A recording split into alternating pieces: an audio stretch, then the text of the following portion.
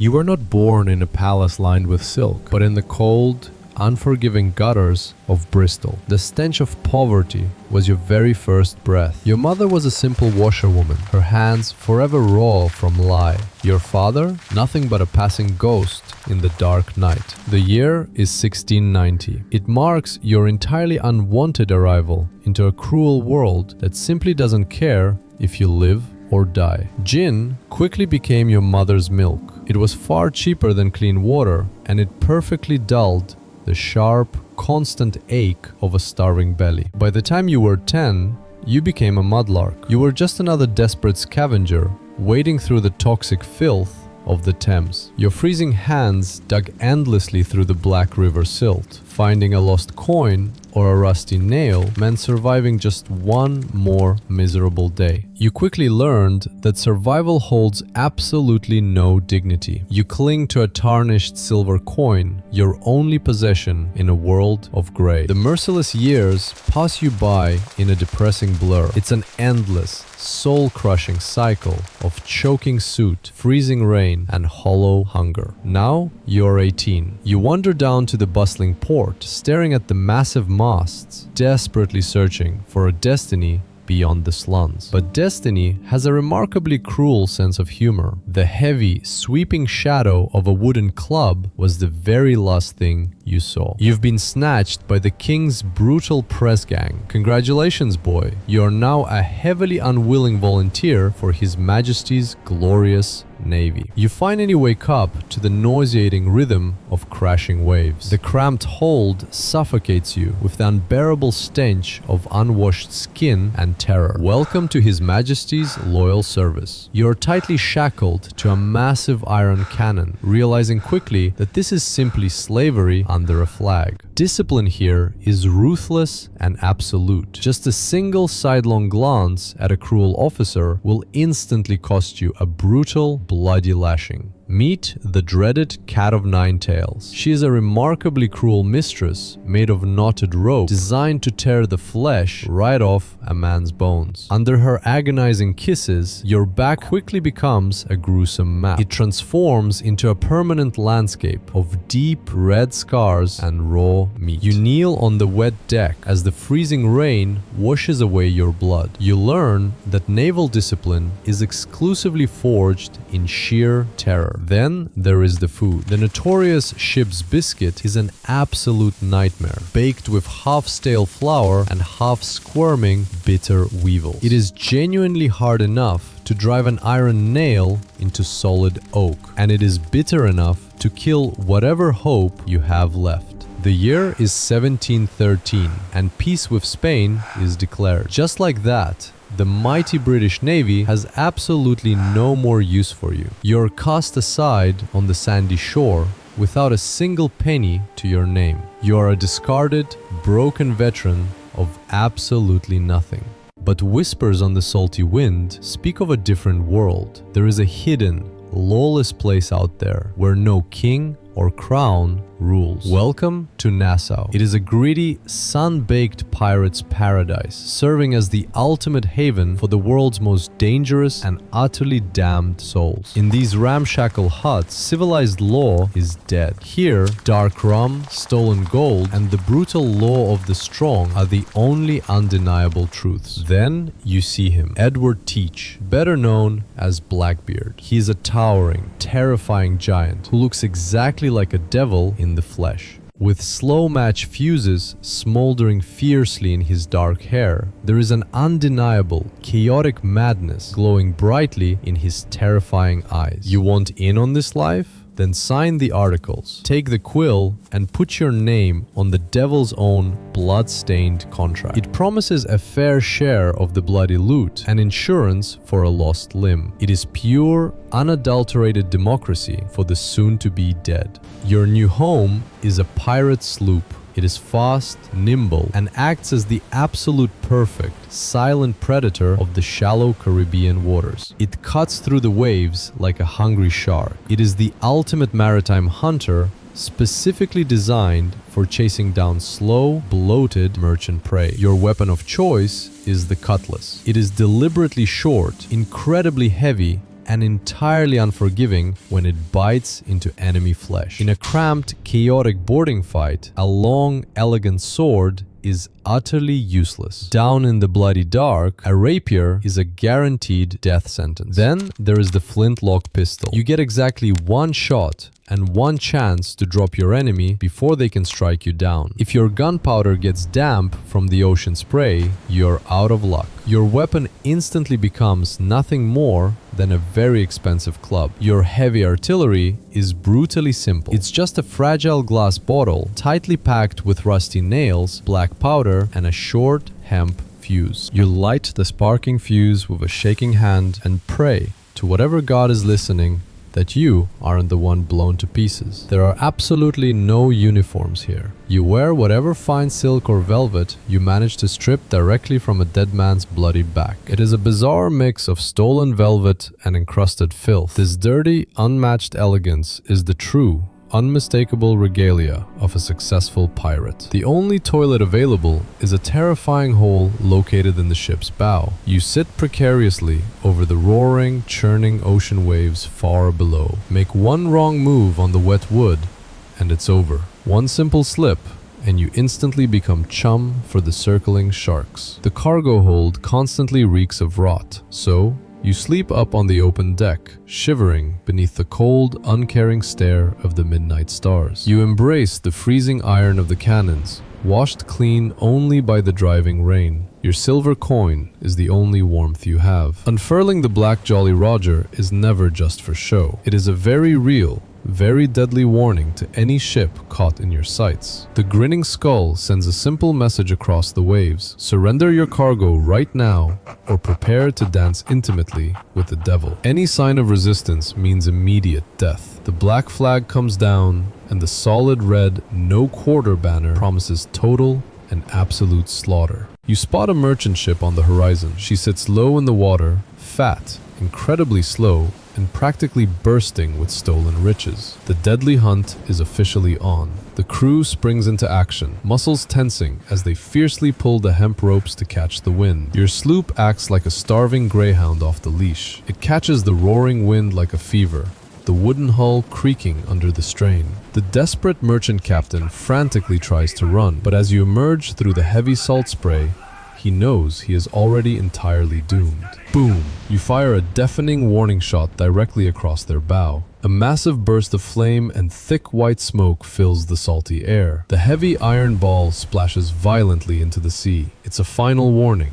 Stop the ship, or we'll send you straight to Davy Jones's locker. Teach understands one absolute truth of the sea. Pure, unadulterated psychological fear is far more potent and effective than a barrage of lead. He puts on a horrifying theater of death. Lighting the fuses in his wild beard, he completely transforms into a demonic, smoke-wreathed ghost. Brace for the brutal impact. The two massive wooden hulls violently crash together, sending a lethal shower of jagged oak splinters flying everywhere. Throw the iron grappling hooks. Let them aggressively bite into the wooden railings, tightly binding the helpless victim to your own bloody fate. There is absolutely no going back now. You stand precariously on the edge of the ship, gripping your heavy cutlass and your loaded pistol. You take a breath and leap right into the chaotic abyss. You fly across the churning water, disappearing into the thick, choking cannon smoke. With a sharp steel knife clenched tightly between your teeth, a terrifying guttural demon scream erupts violently from the bottom of your throat. The wooden deck is instantly slick with fresh gore. Your worn leather boots slide dangerously through pools of deep red blood as you land. There is no elegant fencing here. It is nothing but chaotic hacking, desperate pushing, and brutally biting your way through the terrified crew. The merchant captain wisely surrenders, dropping his rapier. He finally realizes that his own life is actually worth slightly more than his employer's cargo. The dark cargo hold is finally pried open. You descend with flickering torches, eager to see exactly what you've bled for today. What's inside? Exotic silk? Aromatic spices? Or just barrels of dried fish? You crack a crate open and blinding silver bars spill out. Piracy is the ultimate deadly lottery of the seas, and with this massive haul of silver and gold, you have just won the jackpot. Who among you wants to live merry? Teach asks the terrified captives. He offers them a choice between a miserable life or absolute freedom. Are you tired of the captain's cruel lash? Then take a step forward, shake my bloody hand, and join our lawless, wealthy brotherhood. It's time to divide the bloody spoils. The stern quartermaster acts as the ultimate judge, slowly counting out the shining gold coins on a barrel. The captain always gets 2 full shares of the loot. You get 1. But even that single share is more than a Navy man makes in a lifetime. Did you lose an eye in the brutal fight? Then take a hefty bonus of 100 pesos for your permanent, painful sacrifice. But the ship is slowly dragging. A thick, stubborn layer of sharp barnacles is aggressively eating away at your precious, life-saving speed. It's time for careening. You forcefully drag the heavy sloop onto a hidden sandy beach, tilting her completely onto her side in the sun. You have to scrub the ocean's rot away entirely by hand. You scrape the hull until your muscles scream and sweat blinds your eyes. You find the dreaded shipworm. This destructive, parasitic nightmare is literally eating away the very wooden heart of your only floating home. In this brutal world, democracy is real. You raise your dirty rum mugs and openly vote for whoever will be your new master. If the captain proves to be a coward in battle, his reign ends instantly. He's violently thrown overboard into the dark, freezing waves. There is absolutely no fighting allowed on board.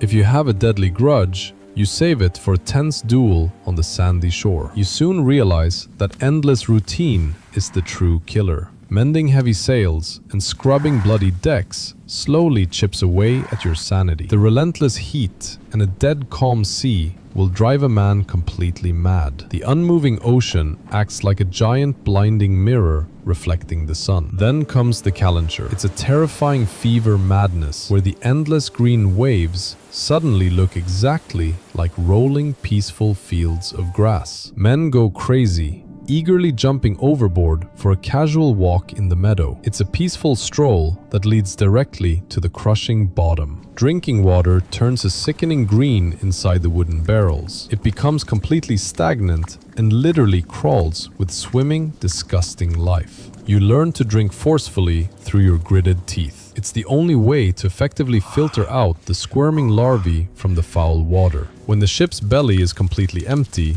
desperation sets in. A greasy, roasted ship rat suddenly becomes an absolute mouth-watering delicacy. Honestly, it tastes a bit like chicken. That is, if a chicken was covered in filthy fur and fueled entirely by pure urban spite. Finally, you reach Tortuga. It is the ultimate port of vice, glowing brightly in the night with roaring fires and the shadows of debauchery. You eagerly wash away months of accumulated salt and grime. You toss a gold coin to buy cheap, fleeting love for just a single hour. Then you visit the fence. He is a fat, greedy rat who gladly takes your stolen gold and items, keeping a massive 10% cut. You manage to blow an entire year's massive salary in just 1 week. A mountain of empty green rum bottles clutters the filthy tavern floor. You wake up next to women hiding under heavy lead-white makeup. The thick paste violently cracks,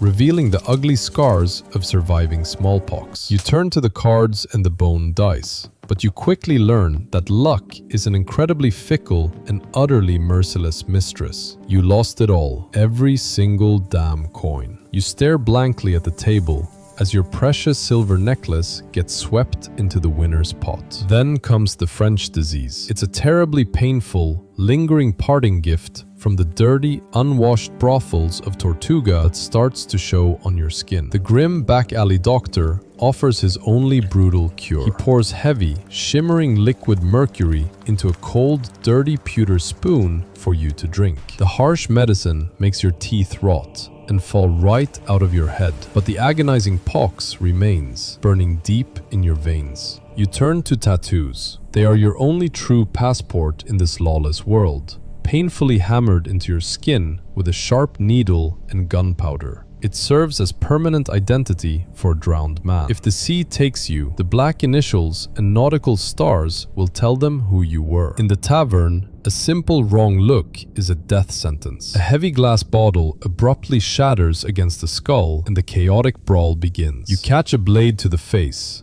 leaving a massive, jagged scar. You look in the shattered mirror and realize you finally look like a captain. A week later, the fun is over. With completely empty pockets and a pounding head, you wake up face down in a filthy, rain-soaked gutter. But you live only for today. In the mind of a pirate, stolen gold is simply meant to be burned as quickly as humanly possible. What about hidden treasure maps? You burn them in the fire. Burying gold is nothing but a stupid fairy tale meant for absolute fools. And the colorful parrot on your shoulder, that isn't a loyal friend. After 3 weeks with no food, that bird is just your next hot meal. You buy a heavy gold earring. It isn't for fashion. It's the grim, guaranteed payment for the gravedigger who eventually buries your corpse. The year is 1718. Woodes Rogers, the new governor, arrives. His massive, pristine warship completely blocks the harbor, heavily armed and ready for war. He offers a simple, devastating ultimatum. Sign the king's royal pardon immediately or prepare to swing by your neck from the hangman's rough rope. Your old mentor cowardly takes the oath. Yesterday, he was your blood brother, but today, he proudly wears the king's uniform like a Judas. But Blackbeard violently laughs at the king's pathetic offer. He spits directly on the royal decree, declaring that hell is his only true harbor. You launch the devastating fire ship.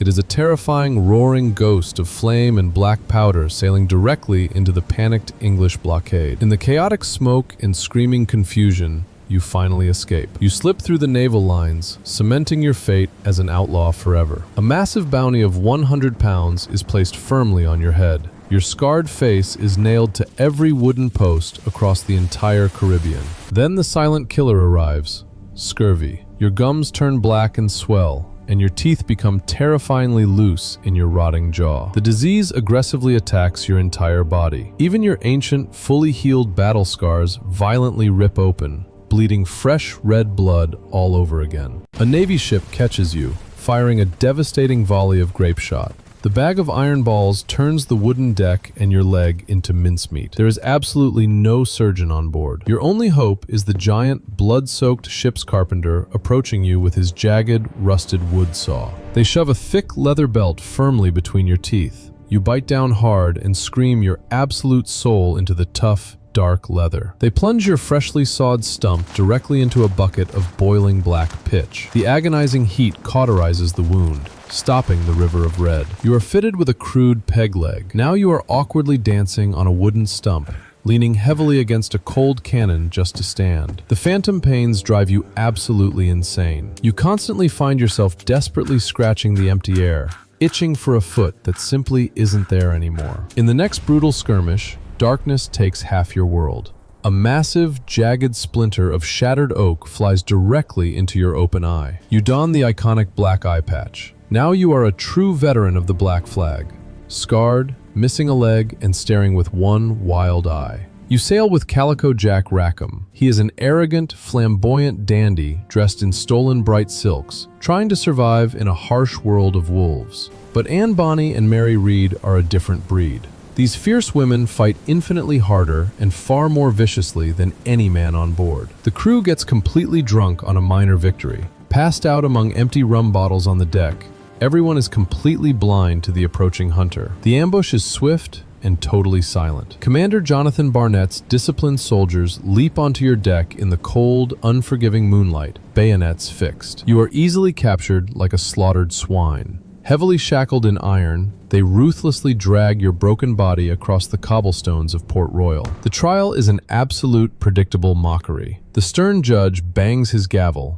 giving you exactly 5 minutes to mentally prepare for the fires of hell. You are only 30 years old, but as you look up at the judge with your single eye, your ruined body easily looks closer to 70. The final sentence is passed without mercy. You are officially ordered to be hanged by the neck until completely and undeniably dead. The blacksmith measures your frail body. He is violently forging the gibbet, a heavy iron cage explicitly designed to house your rotting mummy. They offer you one last bottle of dark rum. You drink it greedily, determined to die completely drunk rather than face the drop sober. The agonizing walk to the shore begins. Your wooden peg leg echoes loudly on the wooden stairs of the gallows. Tick, tick, tick. The wooden trapdoor violently swings open. Your broken body jerks sharply in the air, a dark silhouette hanging against a beautiful, uncaring orange sunset. They lock your corpse inside the rusted iron cage. You become a grim lighthouse of bone, dangling silently over the harbor as seagulls circle above. 10 long years quickly pass by. Your flesh is completely gone, leaving nothing but bleached white bones and spiderwebs resting inside your hollow skull. You ultimately paid with your own life for a brief taste of true freedom. Now, the modern world rolls on right past your forgotten bones. As the centuries fade away, one haunting question remains. Looking back at the bloody, agonizing path you carved, was the price of freedom truly worth it? Yet, the relentless spirit of the pirate never truly died. It still pulses quietly in your blood, hiding just beneath the surface of the modern world. If you felt the call of the black flag, hit that subscribe button. This dark voyage through the unforgiving pages of history has just begun. Join us next time as we leave the unforgiving sea behind. We journey into the scorching heat to witness the brutal clash of iron in the desert. The sands of time bury the weak and the forgotten alike. We explore the darkest corners of the past, bringing you history entirely without mercy.